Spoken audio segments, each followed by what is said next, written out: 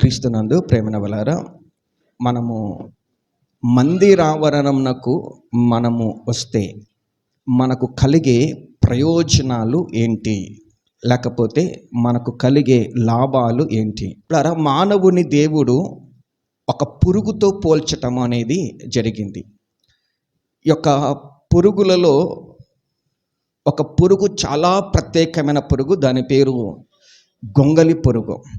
ఆ గొంగలి పురుగుకు 4 దశలు ఉంటున్నట్టు మనము గత ఆదివారమున మనము ధ్యానించాం. అందులో మొట్టమొదటిది గుడ్డు దశ, పురుగు దశ, ప్యూపా దశ, సీతాకోకచిలుక దశ.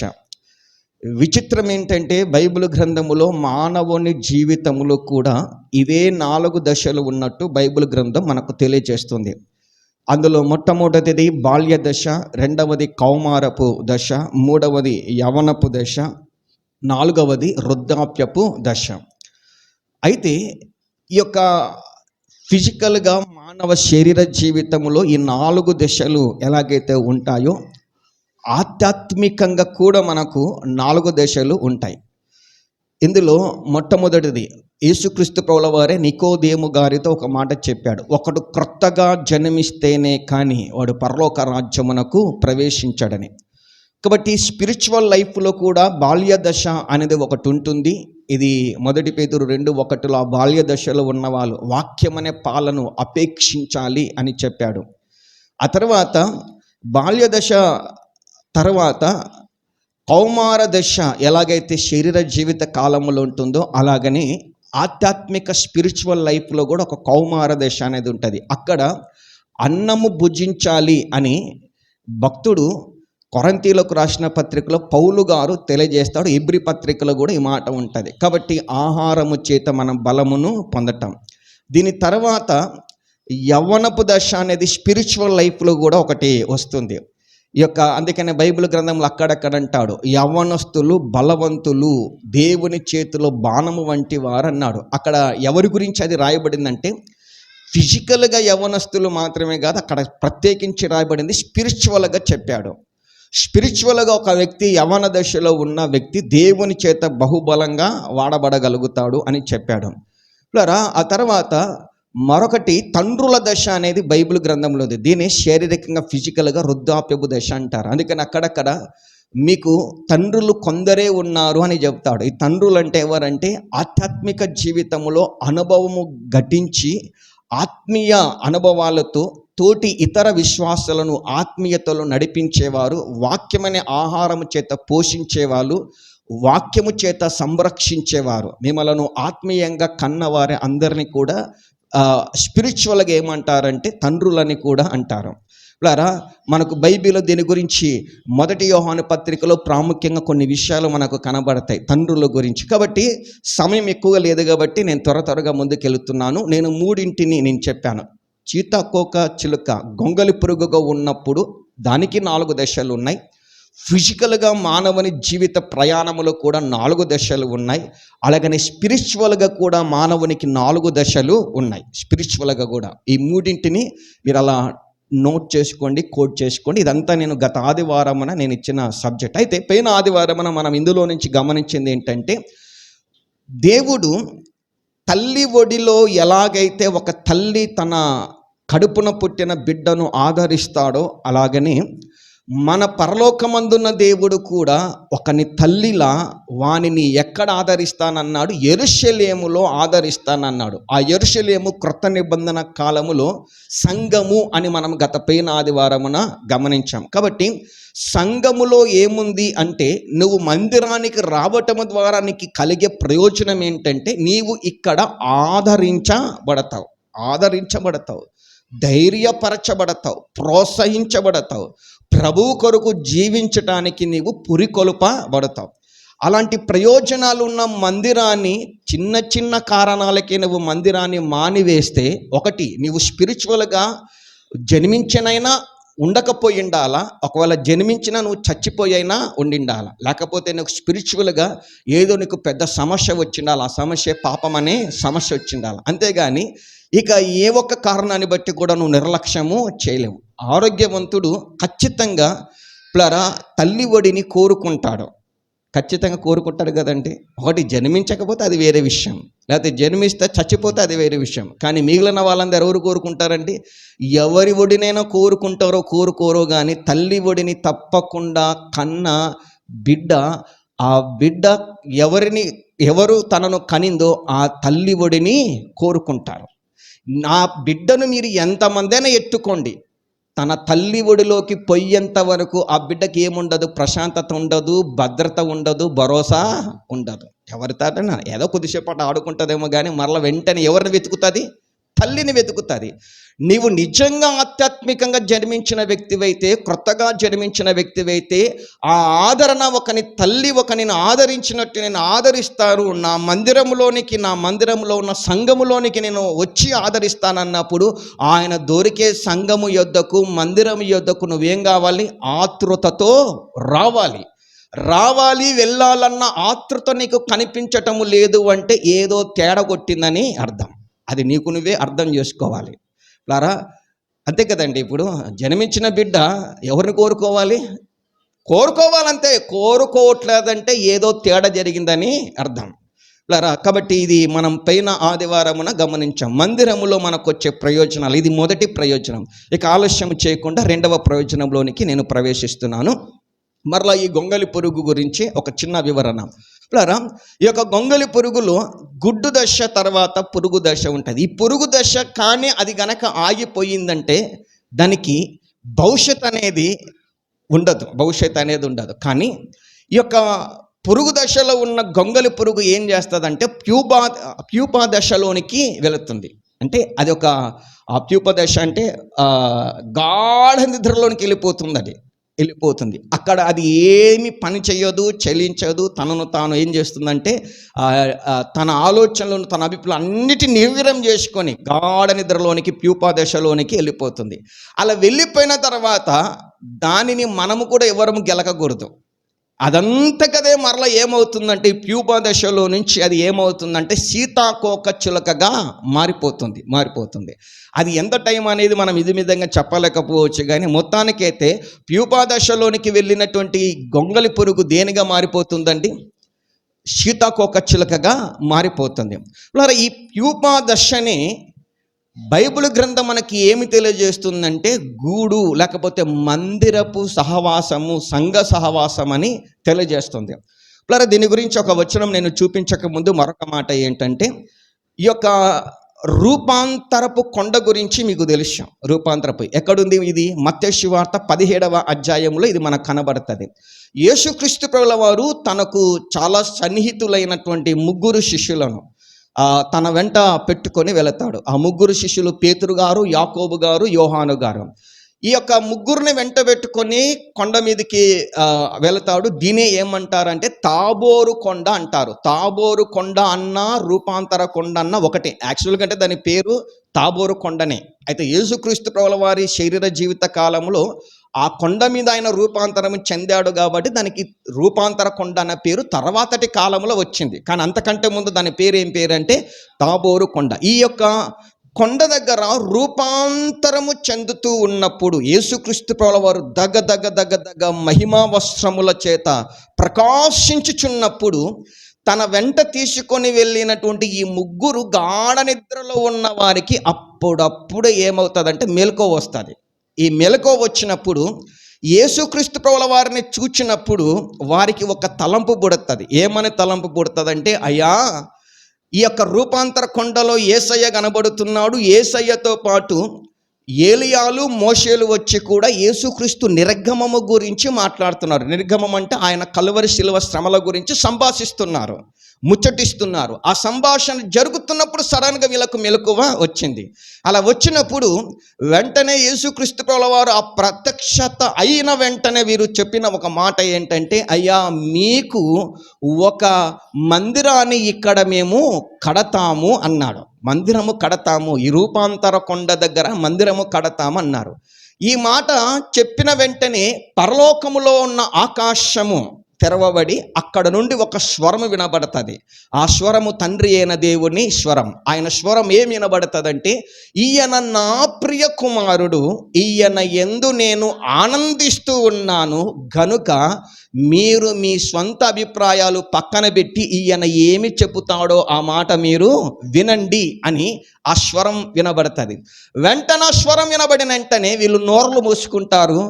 వెంటనే యేసుక్రీస్తు ప్రభువారు పదండి ఇక నుంచి వెళ్ళిపోదామని చెబుతాడు. వాస్తవికానికంటే ఆ స్వరము వారికి వినబడకపోయి ఉండింటే అక్కడ ఒక మందిరం వెలిసేది. కానీ దేవుడు దానికి ఒప్పుకోలేదు. తండ్రి అయిన దేవుడు స్పష్టంగా చెప్పాడు, మీ అభిప్రాయాలు ముందు పక్కన పెట్టి నా కొడుకు ఏమి చెబుతాడో అది మాత్రమే మీరు వినండి అని చెప్పాడు. ఇంతకీ తండ్రి అయిన దేవుని ప్రియసుతుడు అద్వితీయ కుమారుడు జనతైక కొడుకు ఏం చెప్పాడు తర్వాతటి ఆ అధ్యాయాలలో అంటే, ఇదిగో రాబోతున్న రోజులలో ఒక మందిరము వస్తుంది, కానీ ఆ మందిరము అక్కడో ఇక్కడో అని ఉండదు. అది ఆ మందిరము ఫిజికల్ అపీరెన్స్తో అది ఉండదు. అది మందిరం ఎలా ఉంటుందంటే ఆత్మ సంబంధంగా ఉంటుంది.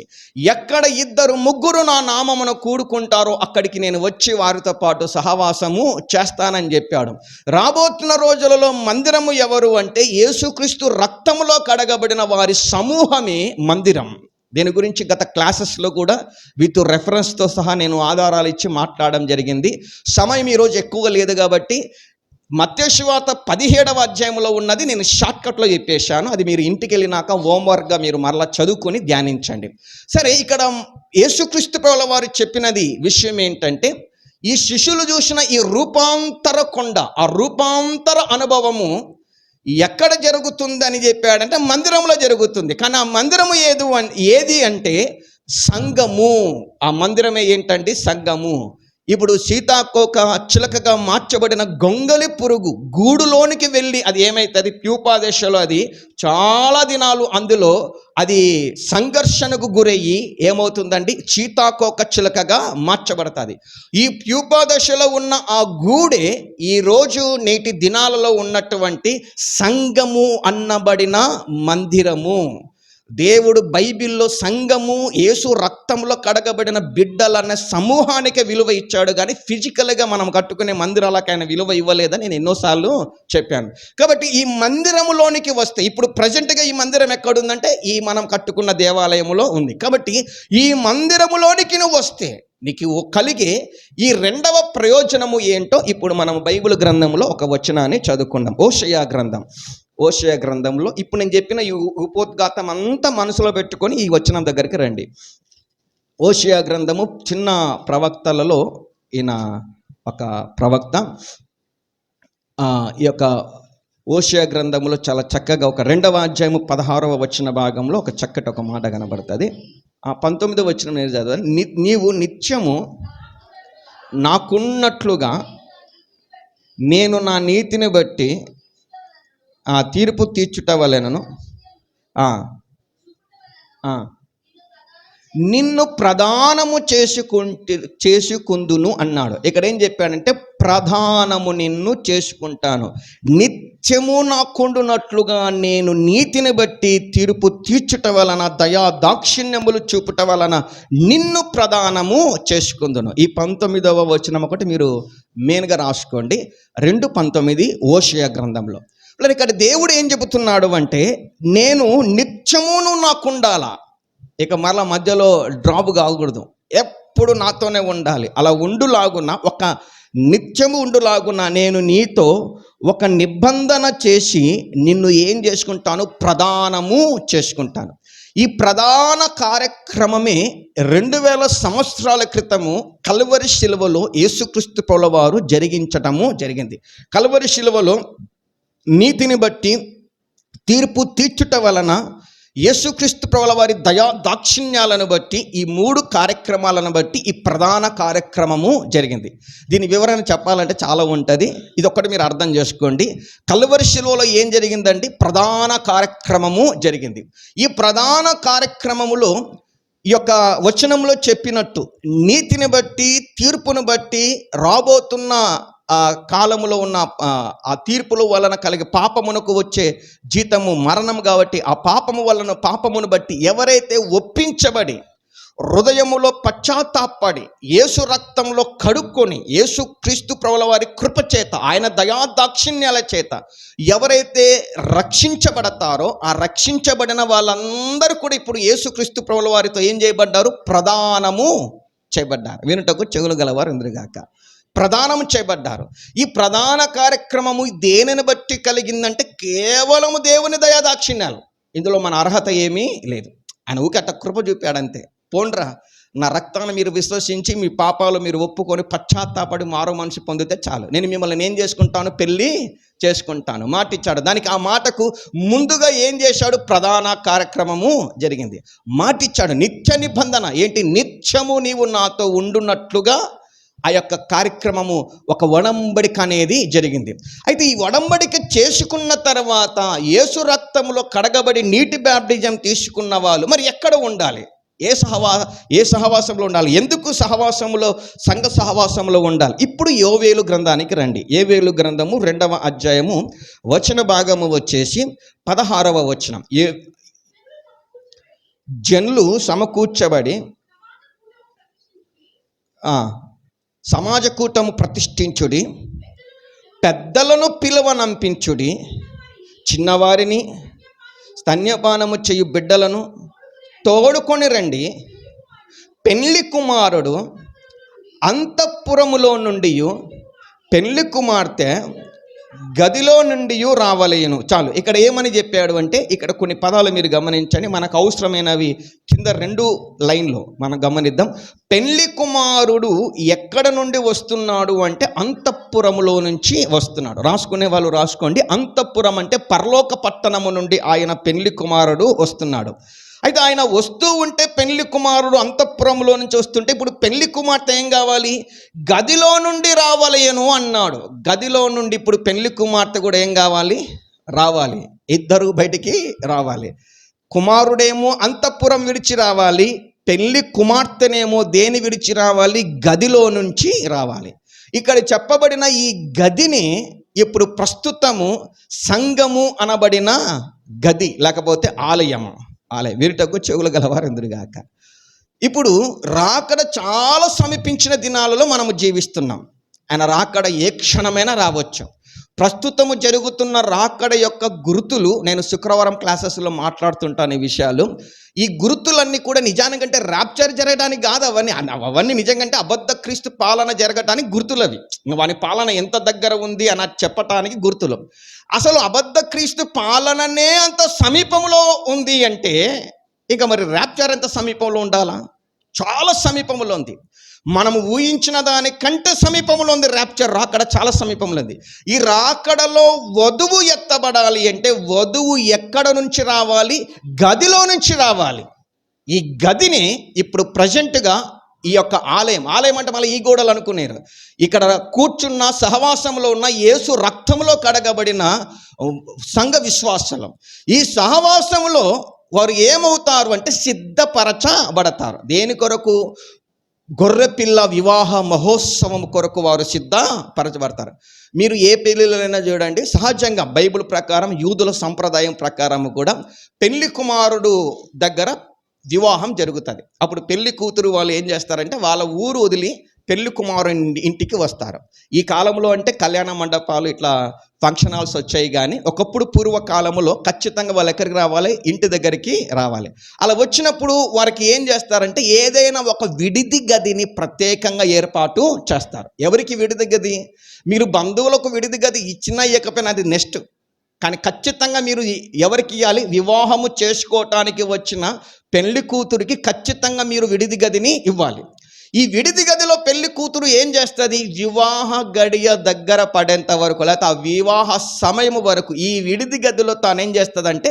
తనను తాను సిద్ధపరచుకుంటుంది, తనను తాను అలంకరించుకొని సిద్ధపడిన తర్వాత ఇప్పుడు పెళ్లి కూతురు ఏమవుతుందంటే గదిలో అలంకరించబడి బయటికి వచ్చి పెళ్లి కుమారుని ఎదుర్కొని అప్పుడు పెళ్లి కుమారుడు పెళ్లి కుమార్తె కలిసి వివాహ మహోత్సవంలోనికి వెళ్ళిపోతారు. వివాహం చేసుకోవటానికి వెళ్ళిపోతారు. మీకు అర్థమైంది కదండి?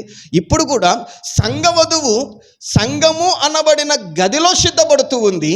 ఈ సిద్ధపడుతున్న సంఘ వధువు ఇప్పుడు ఏం కావాలి? వరుడు అంతఃపురం వదిలిపెట్టి మధ్యాకాశానికి వచ్చిన తర్వాత ఈ గదిని విడిచిపెట్టి ఇప్పుడు సంఘ వధువు కూడా ఎక్కడికి పోవాలి? ఆ వరుడుని ఎదుర్కోవటానికి వెళ్ళాలి. నువ్వు అసలు గదిలోనే లేకుండా ఎక్కడో లోకంలో, ఎక్కడో లోక వ్యవహారాలలో, ఎక్కడో లోక స్నేహాలలో, ఎక్కడో లోక పాప కార్యాలలో ఉంటే నువ్వు ఎలా ఎత్తబడతావు? ఇక్కడ వచనములో అంతఃపురములో నుంచి వరుడు వస్తుంటే గదిలో నుంచి ఎవరు వస్తున్నారు? పెళ్లి కూతురు, పెళ్లి కుమార్తె వస్తుంది.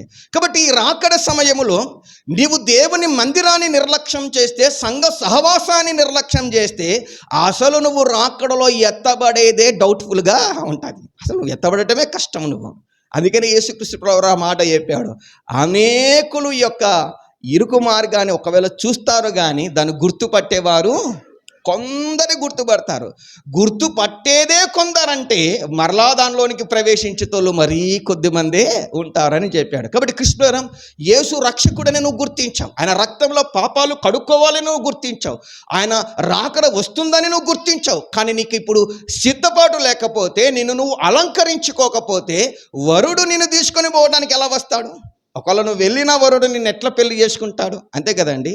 చింపిరి జుట్టుతో, ఎలాగంటే ఎలాగా మాసిపోయిన బట్టలతో ఉండి పెళ్లి పీటల మీద కుర్చీ మీద పోయి కూర్చుంటే వరుడు పెళ్లి చేసుకుంటాడండి? ఒకసారి చూసి బిత్తరపోతాడు. ఏమ్మా ఇంతకు నిన్నేనా నేను పెళ్లి చూపులో చూసింది, ప్రదానం చేసుకుంది, ఇంతకి డౌట్గా ఉంది, ఒకవేళ అక్కడ చూసినా కూడా నేను ఏదో పొరపాటు పడింటా, నువ్వు కాదులని లేచి పోతాడు. ఖచ్చితంగా పెళ్లి వివాహము చేసుకోబోయే వధువు ఏం కావాలి? అలంకరించబడాలి, తనను తాను సిద్ధపరచుకోవాలి. సిద్ధపరచుకోకుండా, అలంకరించబడకుండా మహోత్సవమునకు ఏమి రాదు? పెళ్లి కూతురు రాదు, తీసుకురారు. ఆమె రెడీగానికనే కదా ఏ పెళ్లిలోనైనా లేట్ అయ్యేది. పెళ్లి కూతురు రెడీగానికే, అమ్మా తీసుకురండి అమ్మా పెళ్లి కొడుకు వచ్చినాడు, అమ్మా సేవకులు వచ్చినాడు, మేము పోవాలా. ఫస్ట్ పోతాం, ముందేమో మమ్మల్ని మమ్మల్ని ఉరికలాడిస్తారు. తీరవై కూర్చుంటే మాత్రం ఈ పెళ్లి కూతురు రాదు, యాకాడికి రాదు. ఏమనంటే సిద్ధపడుతుంది, ఏమంటే చీర కట్టుకుంటుంది, ఏమనంటే అలంకరించుకుంటుంది, ఇవే మాటలు చెప్తారు. ఏం చేస్తా తప్పదుగా, ఆమె రెడీ అయ్యేంత వరకు మేము ఎదురు చూడక తప్పదు. ఈ తిప్పలు మేము ఎన్ని పెళ్ళిళ్ళలో ఎదుర్కొంటుంటామో మేము. మరి అందుకనే ముందే ఫిక్స్ అయిపోతుంటాం, కొద్దిగా ఏమన్నా స్నాక్స్ అట్ట వేసుకొని కూడా పోతుంటాం. మాకు తెలుసు ఇవి వీళ్ళు ఎట్ట సతాయిస్తారని. మరి కానీ మమ్మల్ని మాత్రం ఆగమేఘాల మీద పరిగెత్తిస్తారు మళ్ళీ. మరి మమ్మల్ని పరిగెత్తించినట్టు వాళ్ళని పరిగెత్తియాలి కదండి. లేదు, ఖచ్చితంగా వధువు అలంకరించబడకుండా, సిద్ధపడకుండా పెళ్లి పీటల మీదకి రానిక వీలే లేదు. ఆమె అయిండొచ్చు, ఒకవేళ ప్రదానం చేయబడిండొచ్చు, అయినా ప్రదానం చేయబడినా కదా ఇంక కన్ఫర్మ్ అయింది కదా, ఎట్టుంటేనేం లేదు, చింపిరి గుర్తుతో మాసిపోయిన బాటలతో వస్తానంటే పెళ్లి కొడుకు ఒప్పుకోడు. అసలు ఆ పిల్లలు పెద్దలు కూడా ఒప్పుకోరు. మన గొర్రెపిల్ల వివాహ మహోత్సవానికి అసలు పెద్ద ఎవరంటే మన తండ్రి అయిన దేవుడే. ఆయన ఒప్పుకోడు ముందు. ఒరే నా అద్వితీయ కొడుకు, జనతేక కొడుకు, నా ముద్దుల కొడుకుకు ఎట్లారను వచ్చేది అంటాడు. కాబట్టి ఆయన కొడుకుకు వచ్చే వధువు ఎలా ఉండాలని కోరుకుంటాడు? ఆయన పరిశుభ్రమైన నీతి వస్త్రాలతో ఉండాలని కోరుకుంటాడు. అంతే కదండి. ఏ తల్లిదండ్రులైనా తమ కడుపున పుట్టిన కొడుకుకు ఎలా పడితే అలాంటి అమ్మాయిని పెళ్లి చేయాలని ఇష్టపడతారా? దానికోసమే కదా ఎన్ని పెళ్లి చూపులు చూస్తారో. ఏమంటే నచ్చాలా? ఎందుకు నచ్చాలా? నా కొడుకుకు తగ్గట్టు, నా కొడుకుకు రూపం తగ్గట్టు, నా కొడుకు స్థాయికి తగ్గట్టు ఎవరు ఉండాలా? పెళ్లి కూతురు ఉండాలి. అదొక కోరిక. అలాగని తండ్రి అయిన దేవుడు కూడా ఎవడిని పడితే వాడిని పెళ్లి పీటల మీదకి ఎక్కనియాడు. ఆయన కూడా పెళ్లి వధువు ఏమై ఉండాలి, ఎలా సిద్ధపడాలని బైబిల్ గ్రంథం చెబుతుందంటే ఒక మాట చూద్దాం. చూడండి, యెషయా గ్రంథం 61వ అధ్యాయం, యెషయా గ్రంథం 61:10 61:10.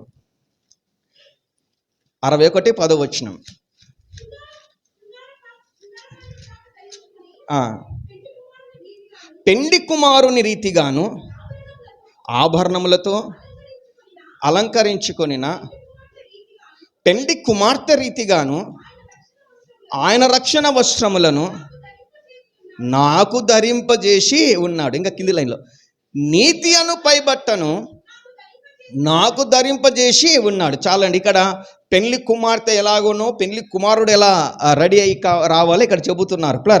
శృంగారమైన పాగా ధరించుకొని పెళ్లి కుమారుని రీతిగా ఆభరణములతో అలంకరించుకుని పెళ్లి కుమార్తె రీతిగాను ఆయన రక్షణ వస్త్రములను మనకు దేవుడు ఏం చేశాడంటే రక్షణ వస్త్రములను ధరింపజేశాడు, నీతి అను పైబట్టను నాకు ధరింపజేసి ఉన్నాడు.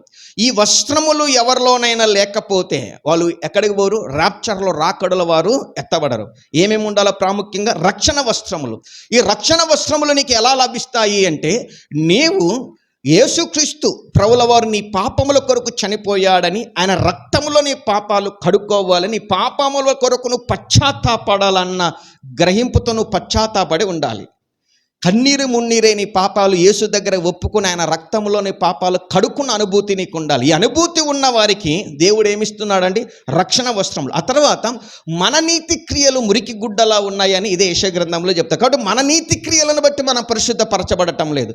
యేసుక్రీస్తు ప్రభువు వారి నీతి క్రియలు, ఆయన ఏమి చెయ్యమన్నాడో, ఎలా జీవించమన్నాడో అలా జీవించడం ద్వారా మనకేమొస్తుందండి? ఈ నీతి క్రియలు అనే వస్త్రము కూడా, ఈ పైబట్ట కూడా మనకు ధరింప చేయబడుతుంది. నువ్వు యేసుక్రీస్తు చెప్పిన విధానంలో కాకుండా నీకు నచ్చిన విధానంలో జీవిస్తే ఈ నీతి వస్త్రము నీకు లభించదు. ఇప్పుడు ఈ రెండు వస్త్రములు ఖచ్చితంగా పెళ్లి కుమార్తె ధరించుకోవాలి. ఇది మాత్రమే కాదు, ఇంకా పెళ్లి కుమార్తె గురించి ప్రకటన గ్రంథంలో ఒక మాట రాయబడింది. ప్రకటన గ్రంథము 19వ అధ్యాయం. గొర్రెపిల్ల వివాహము కొరకు సిద్ధపడుతున్న సంఘ వధువు ఎలా సిద్ధపడాలో ఒక మాట ఉంది చూడండి.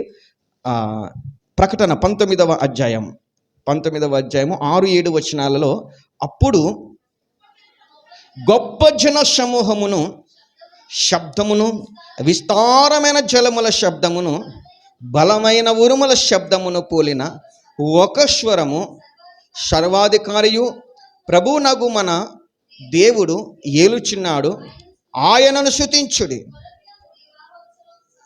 గొర్రెపిల్ల వివాహ మహోత్సవ సమయం వచ్చినది. ఆయన భార్య అంటే గొర్రెపిల్ల అయిన యేసుక్రీస్తు ప్రభుల వారి భార్య ఏం చేసుకుందంట? తనను తాను సిద్ధపరచుకొని ఉన్నది గనుక మనము సంతోషపడి ఉత్సహించి ఆయనను మహిమపరచదమని చెప్పగా వింటినన్నారు. పరలోక పట్టణంలో ఒక పెద్ద కోలాహలం జరుగుతుంది. వివాహం అంటేనే కోలాహలం. అందరూ వస్తారు, అతిథులు ఉంటారు, స్నేహితులు ఉంటారు, అక్కడ రక్త సంబంధికులు ఉంటారు, అందరు ఉంటారు. అలాగనే పరలోక పట్టణంలో కూడా చాలా పెద్ద కోలాహలం జరుగుతుంది. అక్కడ కూడా దేవదూతలు ఇంకా చాలా మంది ఆ గుంపుల వాళ్ళు అక్కడికి వచ్చారు. వాళ్ళందరూ ఆనందపడుతున్నారు. ఎందుకు ఆనందపడుతున్నారంటే గొర్రెపిల్ల వివాహ మహోత్సవము వచ్చింది, ఆ మ్యారేజ్ డే వచ్చింది, పెళ్లి గడియలు వచ్చాయి. ఆ పెళ్లి గడియల కోసము సిద్ధపడి పెళ్లి కొడుకు వచ్చేసాడు, గొర్రెపిల్ల వచ్చింది. ఇప్పుడు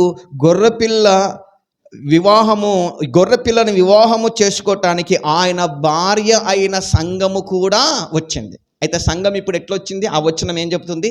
తనను తాను సిద్ధపరచుకుంది అన్నాడు. తనను తాను నీకు నువ్వే సిద్ధపరచుకోవాలి. ఎవడో నిన్ను బలవంతం చేస్తే, ఎవడో నిన్ను బ్రతిమాలుకుంటే ఎంత వస్తావు? నువ్వు ఎంత సిద్ధపడతావు? ఎవడు పెళ్లి కూతురు పెళ్లి గదులు సహకరించకపోతే ఆమెను ఎవరైనా ప్రిపేర్ చేయగలుగుతారండి? ఎవరికి సాధ్యం కాదు, ఇంపాసిబుల్. అది ముందు ఎవరైనా చెయ్యాలంటే కూడా ఆమె సహకరించాలి. ముందు ఆమెకు పెళ్లి చేసుకోవాలని ఇష్టము ఉండాలి. పెళ్లి కొడుకును వివాహం ఆడాలన్న కోరిక ఉన్నప్పుడు తనను తాను సిద్ధపరచుకుంటుంది. సిద్ధపరిచే వారికి తనను తాను సమర్పించుకొని సహకరిస్తుంది. ఇక్కడ కూడా నీకు ముందు ఫస్ట్ ఆఫ్ ఆల్ ఏముండాలి అంటే, నా వరుడైన గొర్రెపిల్ల యేసుక్రీస్తు అతి త్వరలో రాబోతున్నాడు, ఆయన రాకడ సమీపించింది, ఆయన రాకడలో ఆయన నన్ను వివాహం చేసుకోవటానికి, నన్ను తీసుకొని పోవటానికి వస్తున్నాడు. కాబట్టి ఆయనతో నేను వివాహం చేసుకోవటానికి నన్ను కూడా సిద్ధపరచుకోవాలన్న మినిమం కామన్ సెన్స్ ఎవరికి ఉండాలి? విశ్వాసికి ఉండాలి. Minimum common sense. నీకు అసలు ఆయన రాకడ వస్తాదన్న దాని మీదనే మనసు లేదు, అసలు ఆయనను పెళ్లి చేసుకోవాలన్న మనసే లేదు నీకు, ఇంకా నువ్వు ఎప్పుడు సిద్ధపడతావు? నీకు సిద్ధపడాలన్న మనసే లేనప్పుడు ఏమవుతుందంటే, పోతే పోదుములే, సమయం ఉన్నప్పుడు, ఫ్రీగా ఉన్నప్పుడు, ఆరోగ్యం సహకరించినప్పుడు, వాతావరణం సహకరించినప్పుడు, అన్ని ఎవ్వరు మనకు పనులు మనకు అధీనమున లేనప్పుడు పోదాములే చర్చికి. పోతే ఎంత, పోకుంటే ఎంత, అప్పుడప్పుడు అట్లా దర్శించుకొని వద్దాంలే అని అనుకుంటావు నువ్వు. ఎందుకంటే నీకు సిద్ధపడాలన్న మనసు లేదు, అసలు ఆయన రాకడ సమీపించిందన్న ఆ జ్ఞానం నీకు లేదు, అది లేదు.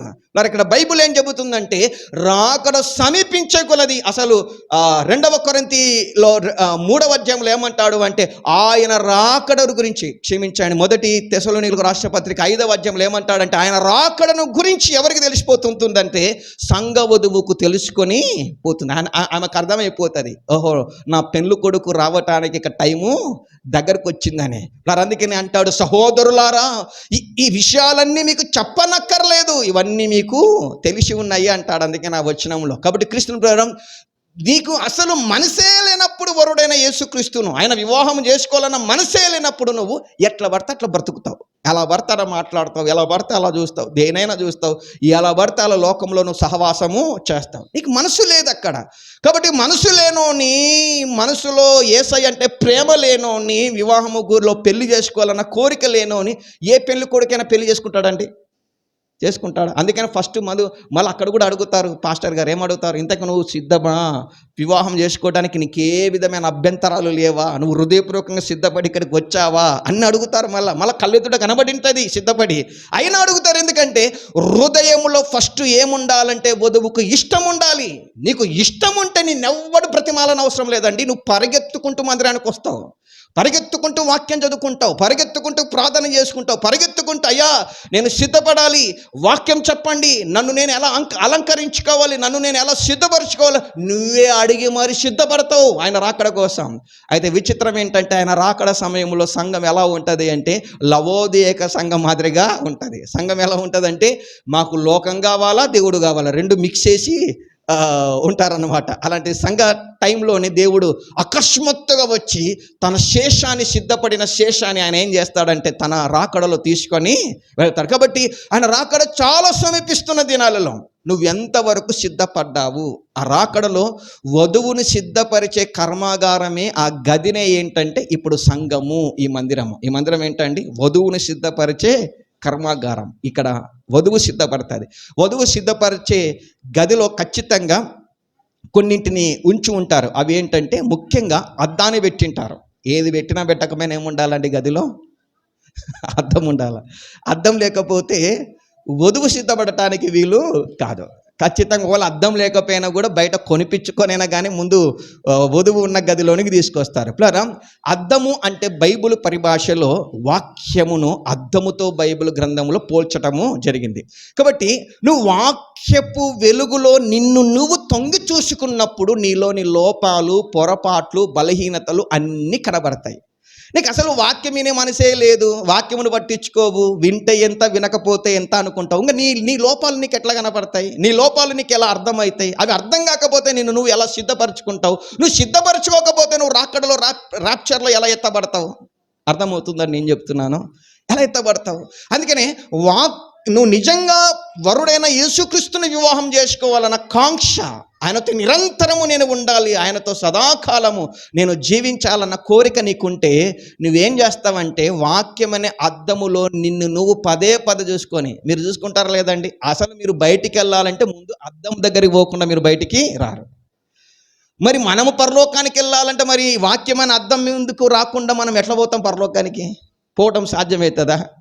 కాబట్టి క్రీస్తుని పేరు వాక్యం అనే అద్దము యొద్దకు నువ్వు రావాలి. వాక్యం అనే అద్దము నీకేం చేస్తుందంటే నీ లోపాలు, బలహీనతలు, నీలో సరిదిద్దుకోవాల్సినవన్నీ వాక్యము చెబుతుంది.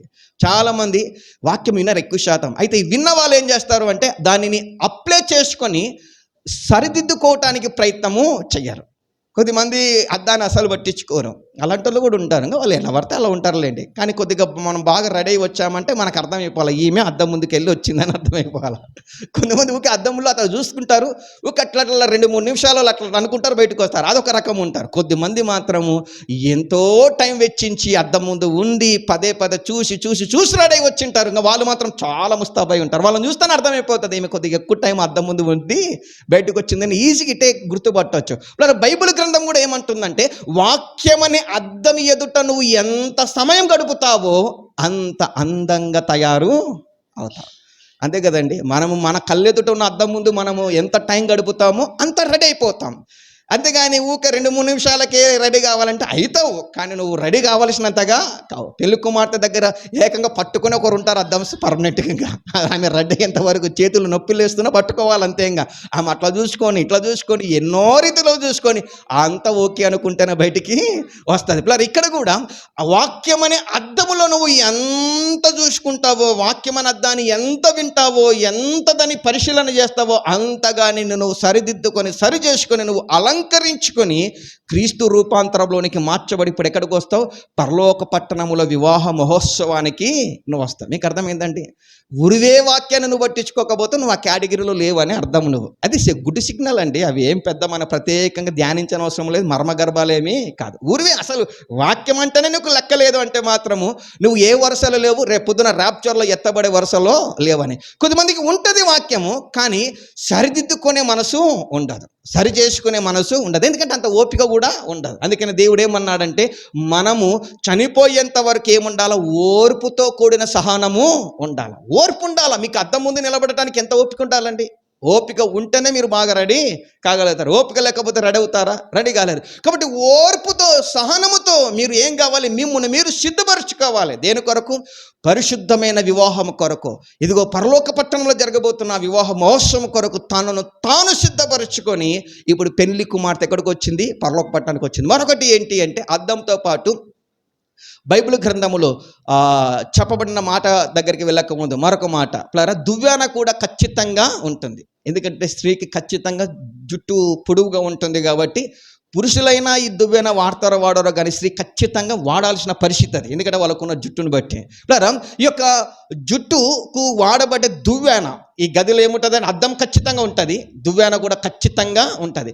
ఈ దువ్వెన బైబిల్ గ్రంథముకి సాదృశ్యము దేనికి అంటే, దువ్వెన సహజంగా దేనికి ఉపయోగపడుతుందండి? మన తలకు ఉన్న జుట్టు యొక్క చిక్కుముడులు లేకపోతే తలను సాఫీగా చేయటానికి, ఆ చిక్కుముడులన్నీ విప్పటానికి అది ఉపయోగపడుతుంది. అలాగనే ఈ యొక్క దువ్వెనకు బైబిల్ గ్రంథంలో సాదృశ్యము ఏంటంటే ప్రార్థన జీవితం. నువ్వు ప్రార్థన చేస్తే వీడిపోని చిక్కు సమస్యలు అంటూ ఏవి లేవు. ఏ సమస్యన విడిపోతుంది, ప్రార్థనకు అంత శక్తి ఉంటుంది. ఏమంటే నీకు కొద్దిగా ఓపిక ఉండాలా.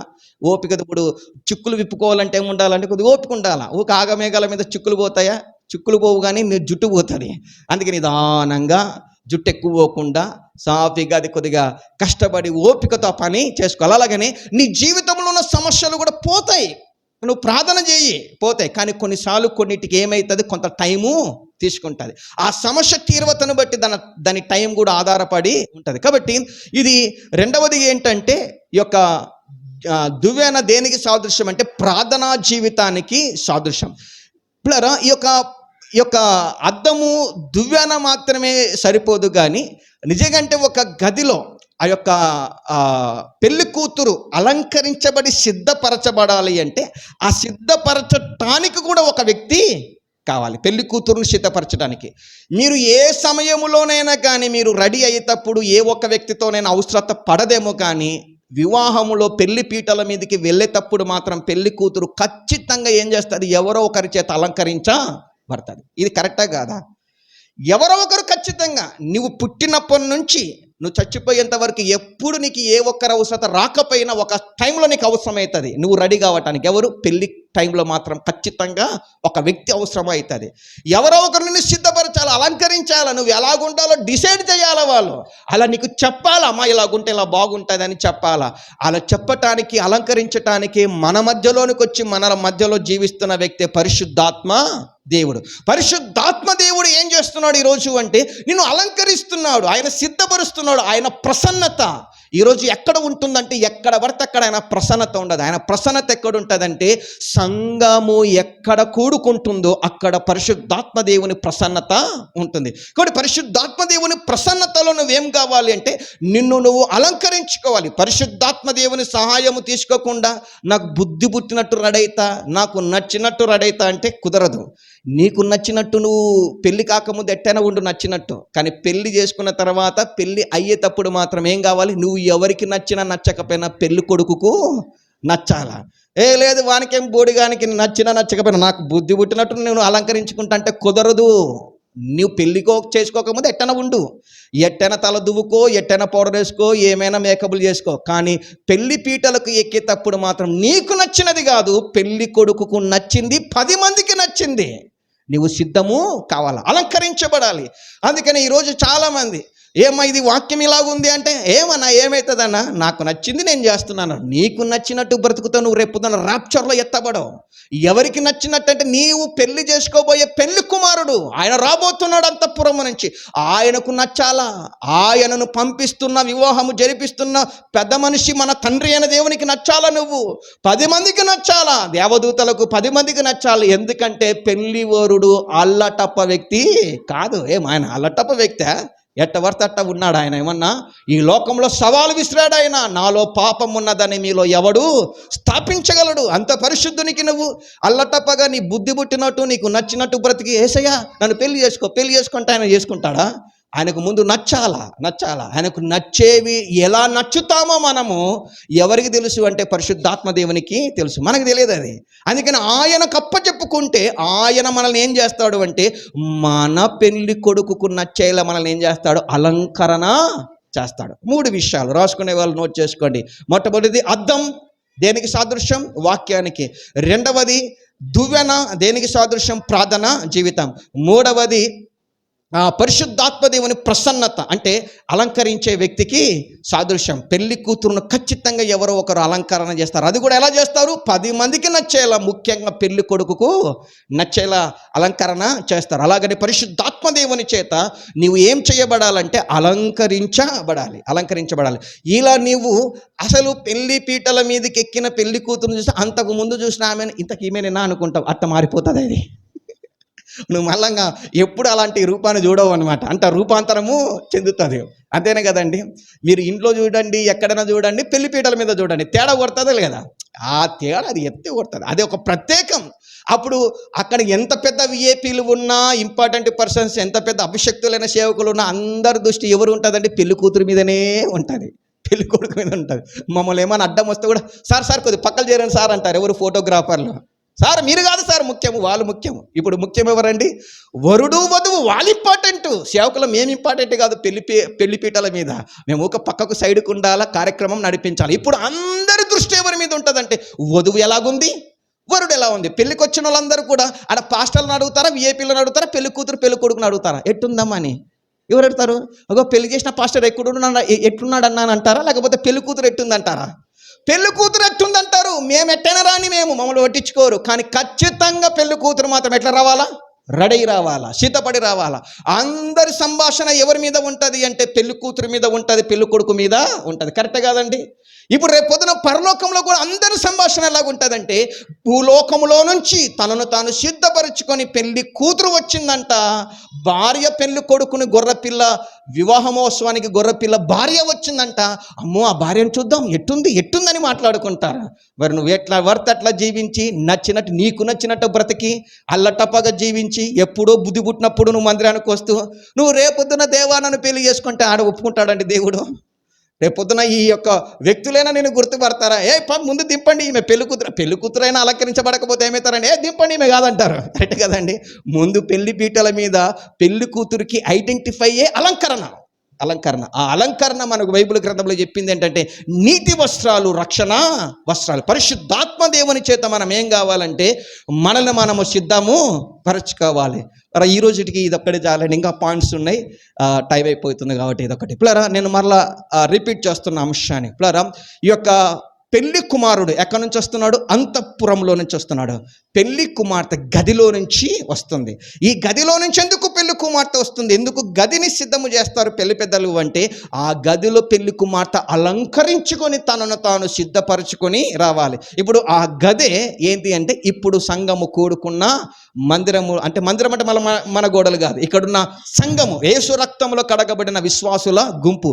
ఈ గుంపులో ఇప్పుడు సంఘములో వ్యక్తి ఉండి ఏం చేయాలి, వాక్యం అనే అద్దము చేత, ప్రార్థన అనే దువ్యాన చేత, పరిశుద్ధాత్మ దేవుని యొక్క ప్రసన్నత చేత తనను తాను సిద్ధపరచుకోవాలి,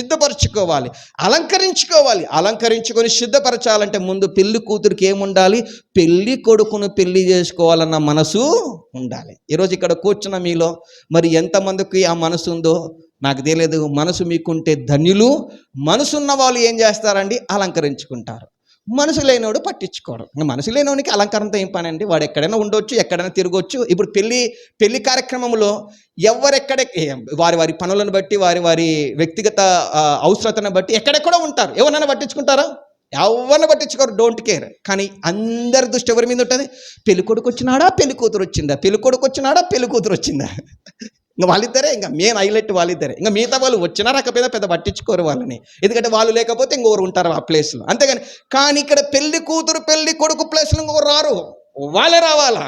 అందుకని వాళ్ళ కోసం అందరూ మాట్లాడుకుంటారు, అందరూ సంభాషించుకుంటారు, అందరూ వారి కోసం ఎదురు చూస్తారు.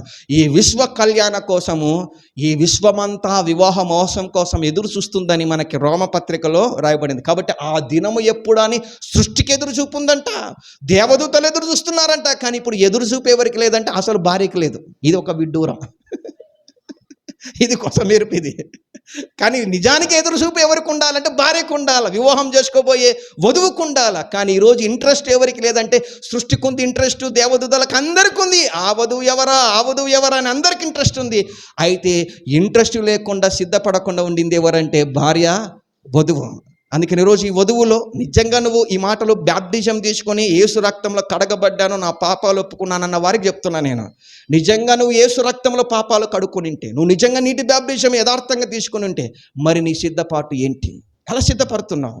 నువ్వు ఎలా అలంకరించుకుంటున్నావు? ఆయన రాకడేమో సమీపించింది, ఆయన రాప్చర్ చాలా దగ్గరకు వచ్చింది. ఆయన ఒక మాట అన్నాడు హోషేయ గ్రంథంలో, నిరంతరము నాతో ఉండులాగున, నిత్యము నాతో ఉండులాగున నేను నిబంధన చేస్తున్నాను. ఆయన నిత్యము ఉండాలి నువ్వు అని కోరుకుంటున్నావు. మళ్ళీ నిత్యము ఆయనతో ఉండాలని నువ్వు కోరుకుంటున్నావా? నువ్వు కోరుకుంటే నీ సహవాసం ఎవరితో ఉంది, నువ్వు కోరుకుంటే నీ అలంకరణ ఎలాగుంది, నువ్వు కోరుకుంటే నీ సిద్ధపాటు ఎలాగుంది? నిజంగా నువ్వు సిద్ధపరచుకునే వ్యక్తివైతే, అలంకరించుకునే దానివైతే నువ్వు దేనికి మిస్ కావు? ప్రార్థనా మందిరానికి నువ్వు మిస్సు కావు. చిన్న కారణాలకి నువ్వు ప్రార్థనా మందిరాన్ని ఎక్కొడుతున్నావు, ఆబ్సెంట్ అవుతున్నావు అంటే నీకు ఇంట్రెస్ట్ లేదు, నీకు అంతే. ఎట్ట ఉంటేనేమి, ఎట్ట బతుకుతలేమో అనుకున్నా. ఇలాంటి వాళ్ళనంతా దేవుడు రేపొద్దున పరలోకంలో వివాహము చేసుకోడు. కాబట్టి ఆ వివాహ మోసము దగ్గరకు వస్తుంటున్నాగా మనం అలంకరించుకుందాం, మనల్ని మనం సిద్ధపరుచుకుందాం, నిరంతరం ఆయనతో ఉండటానికి, కొనిపోవటానికి. ఆయన రాపోతుంటున్నాగా ఆయన రాకలలో ఎత్తబడిలో గుంపులో ఉండటానికి మనం ప్రార్థన చేసుకొని మనము సిద్ధపరచుకుందుగాక.